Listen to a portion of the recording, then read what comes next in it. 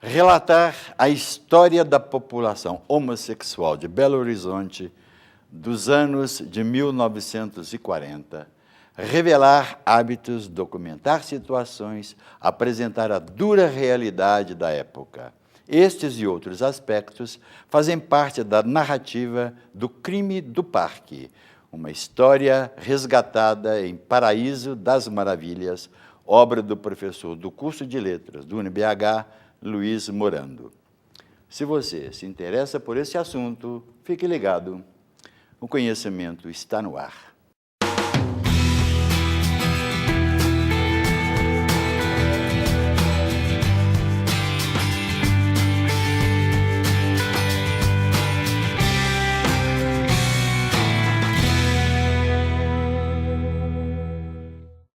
Um crime e seus suspeitos, um cenário público e um corpo encontrado com 20 perfurações. Detalhes de um fato chocante que envolve uma população marcada pela dor e o preconceito. Para contar mais sobre o crime do parque, vamos conversar com o professor de Letras do UniBH, Luiz Morando, autor da obra Paraíso das Maravilhas. Luiz Morando, bem-vindo ao programa Conhecimento de hoje. Obrigado pelo convite. O convite tinha que ser feito porque você lançou essa obra já faz... Um ano. Agora, em setembro, completo E é um ano. interessante saber detalhes deste seu trabalho, que é um verdadeiro trabalho de detetive, e você não aceita ser detetive. E você recuperou alguma coisa que aconteceu há mais de 60 anos aqui em Belo Horizonte. Agora, você fala que a sua obra é uma metonímia, não é? Em que sentido você diz que o trabalho, o livro, é uma metonímia? É importante esclarecer o sentido de metonímia, né? Claro. A metonímia é uma figura de linguagem na literatura que faz convergir para o mesmo ponto diversos fatores, diversos significados. Então, uma imagem metonímica, ela converge diversas atenções para o mesmo ponto e desencadeia um sentido novo para um determinado evento. Quer dizer, você evento. contando um fato particular, você está denunciando uma situação da sociedade como um todo. Isso. Então, é falar a parte pelo todo. Pelo todo. Não é? E aí, no caso ali, o crime do parque realmente revelou isso.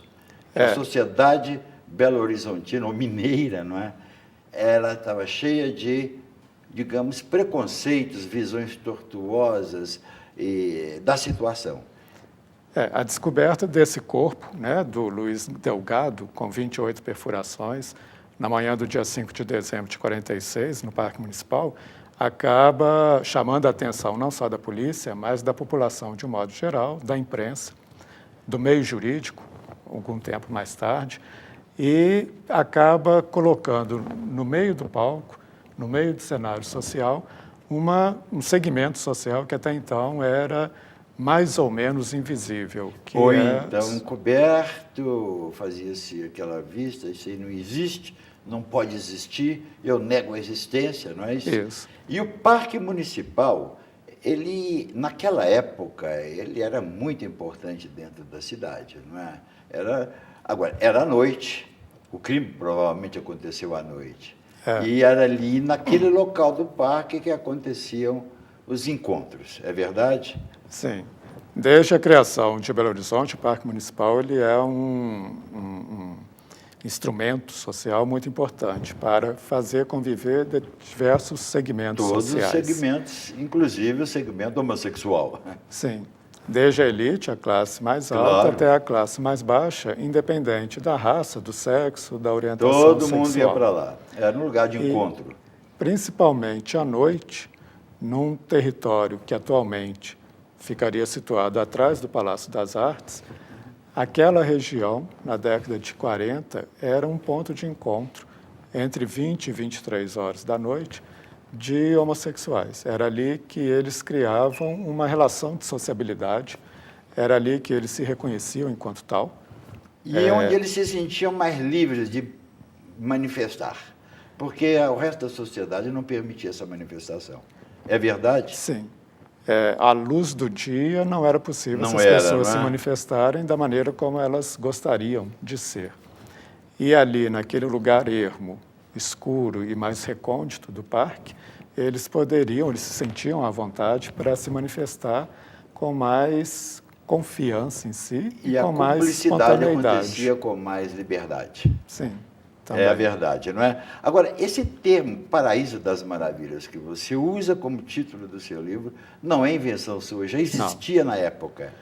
Os próprios homossexuais que frequentavam o Parque Municipal à noite denominaram aquele território ali, situado hoje atrás do Palácio, como Paraíso das Maravilhas.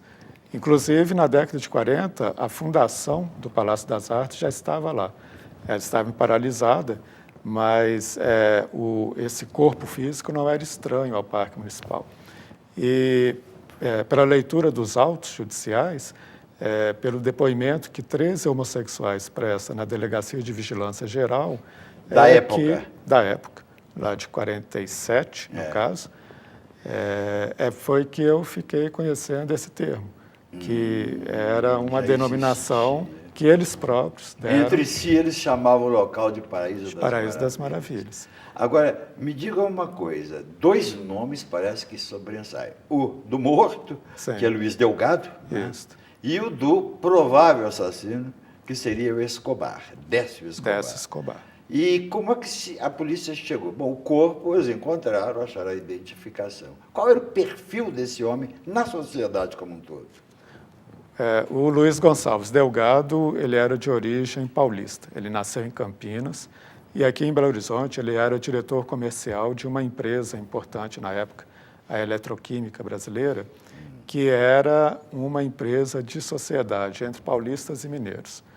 Era uma empresa que explorava alumínio, bauxita, na verdade, né? Sim. A extração de bauxita em Ouro Preto, na mina de Saramenha. Então era um homem de grandes responsabilidades da sociedade, Sim. Um trabalhador, um profissional respeitado na sociedade. E era um homem que morava bem, ele morava na Serra, que era um bairro de uma certa elite financeira. Já estava se afirmando cidade. como elite na época, não é? Já estava se afirmando.